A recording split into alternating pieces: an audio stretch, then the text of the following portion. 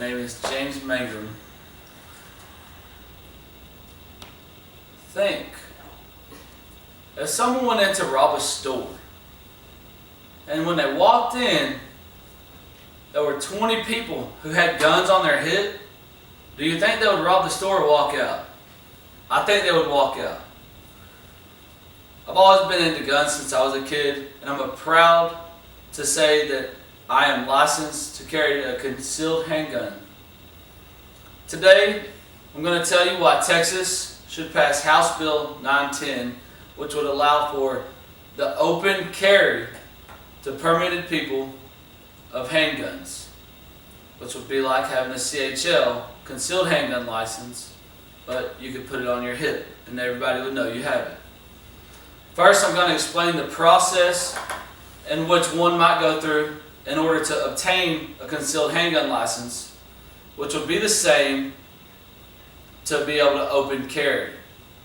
Second, I'm going to explain why it's a good thing, how it has lowered crime in places, and it could lower crime in Texas if they were able to pass this bill.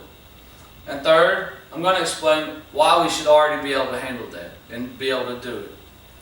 So let me begin the process of getting a concealed handgun license.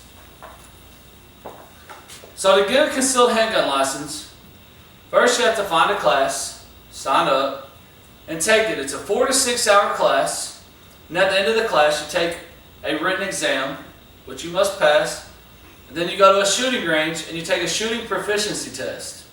You shoot 50 rounds and you have to score a certain score. To get a CHL, you have to be 21 years old. You can take the test when you're 20, but in order to get your license, you have to be 21. Once you pass the exam and the shooting proficiency, you have to submit to a state background check and an FBI background check. This is one of the most vigorous background checks you can go through. I have a cousin who wasn't able to get his CHL because he had something on his record. Although it got dropped, it stayed on his record and he couldn't get his CHL.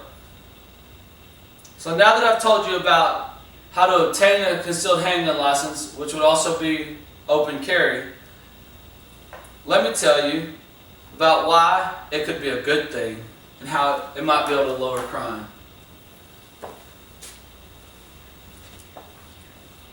So the people that get concealed handgun license and open carry license, they're not just everyday people. They're good citizens. And if someone is open carrying, someone's going to be less likely to rob them. According to a North Carolina newspaper, from 1995 to 2012, in the time that they had started concealed handgun carrying, crime dropped 24.4%, and violent crimes were reduced 42%. And according to the Texas Department of Public Safety Regulatory Services Division, concealed handgun licensed persons accounted for 0.3106% of crime convictions. So that's less than 1/3%. So not just anybody gets a concealed handgun license. These people are good citizens. And let me show you a video. This guy might not have robbed this place had he known this other guy had a handgun.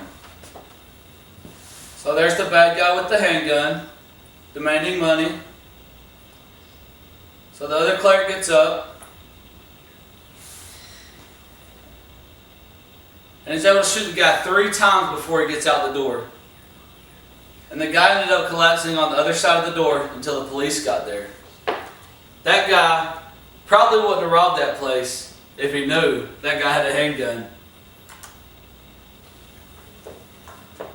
So now that I've talked about how it could lower crime and make it a little bit safer, let me tell you why we should already be able to carry our handguns proudly.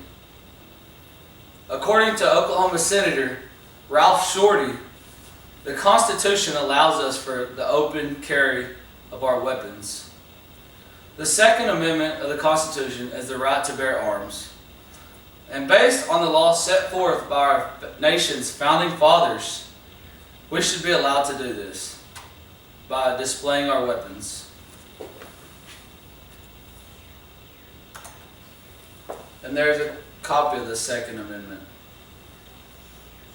So today I've given you 3 reasons why I believe Texas should pass Texas House Bill 910. First, it's a vigorous process to go through. I told you how it can lower crime, and I told you that our Constitution states that we should be able to do this already.